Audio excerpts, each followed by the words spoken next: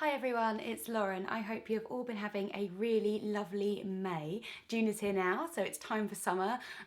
Fingers crossed, it's not quite there yet in London. Today I'm going to be reviewing the books that I've read in the second half of May. If you'd like to see what I read in the first half, I already did a video about that and it focused on two books from the shortlist of the Bailey's Prize for Women's Fiction, and they were The Improbability of Love and Ruby. So if you'd like to watch that, you can click here and go and see it. So the first book I want to talk about today is Emma by Jane Austen. Now, I feel like I know Emma so well because I've seen so many different movie adaptations of it, but I've never actually sat down and read the book. So although I was very familiar with the story, this is my first time reading it, and to be honest, I wasn't that impressed. I was expecting to really enjoy Emma, and I really love Pride and Prejudice, I really love Sense and Sensibility, and I was really hoping that I would love Emma the same, but it just didn't seem to be of the same standard to me. The plot follows Emma Woodhouse, who is unmarried, living with her father in a big stately home, and she likes to toy with people's lives and set up and matchmake people. She has a very particular project in a young woman called Harriet, who she feels is in a sphere of life kind of below where she should be, and so she is trying to arrange a very advantageous marriage for her.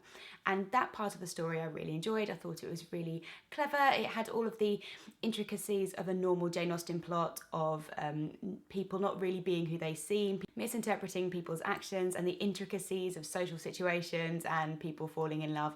And all of that side was really fine. One of the things I really enjoy about Jane Austen's writing in general are her cast of characters, and she often has a lot of secondary characters who just are very funny, sort of caricatures of themselves.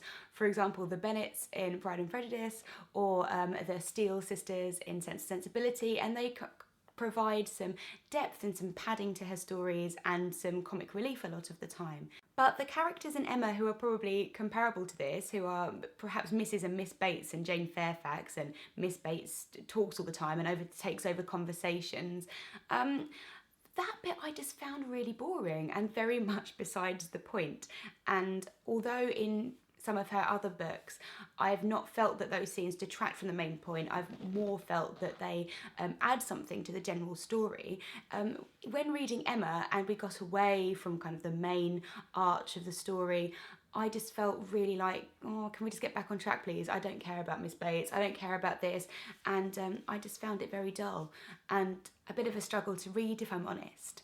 But I did enjoy it. It's not to say that I didn't enjoy it, it's just not in the same league for me as Pride and Prejudice and Sense and Sensibility.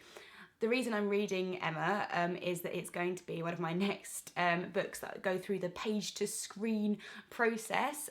Hopefully next week, actually. I've got my next one coming up if I film it and edit it in time, and that is going to be Great Expectations, and then Emma is the one coming after that in perhaps 6 weeks' time, fingers crossed.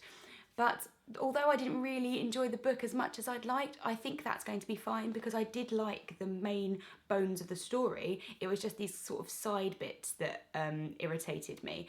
And then the second book that I read in the second part of May was You Can't Keep a Good Woman Down by Alice Walker, which is a collection of short stories. Now, I have read The Colour Purple by Alice Walker and nothing else, so this was my first introduction to her short story writing. This collection has 14 stories.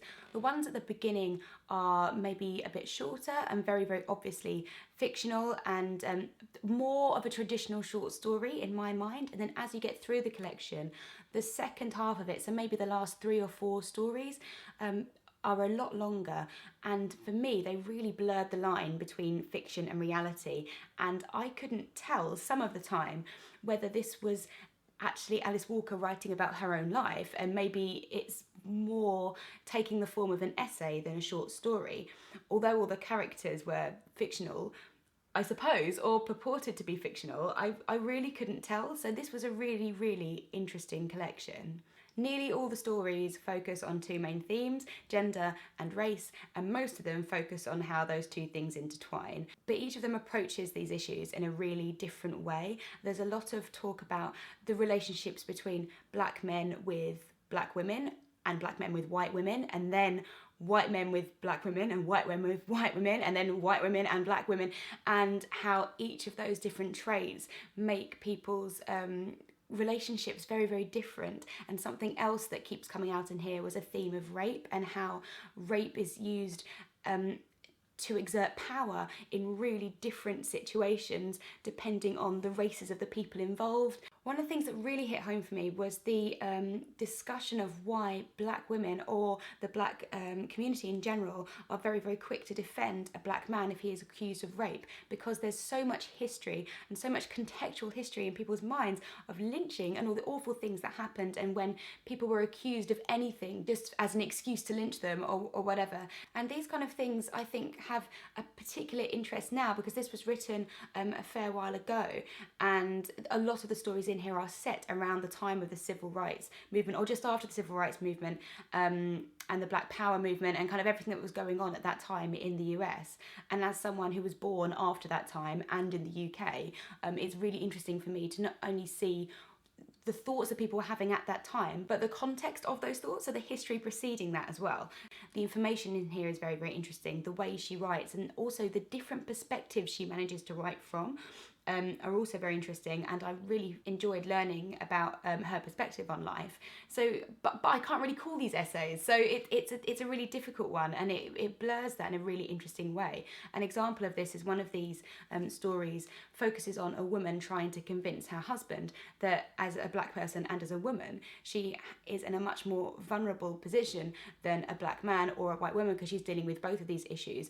And the specific topic that she's talking about in that story is pornography, and the different ways in which white women or black women are pornographized or sexualized, objectified, all of that kind of thing.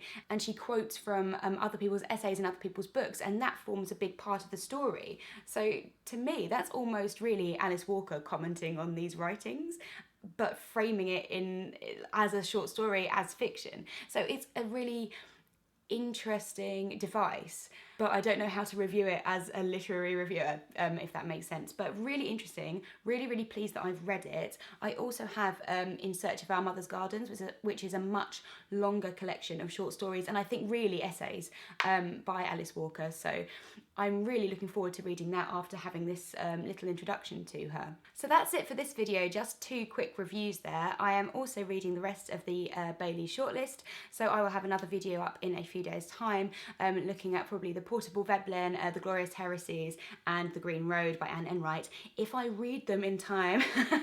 But that should be up kind of next weekend at the latest, I think. So as always, look forward to hearing your thoughts on these books if you've read them already, and I will see you next time. Bye! And so I think Laura Bates is a really amazing woman, and I'm really looking forward to reading this.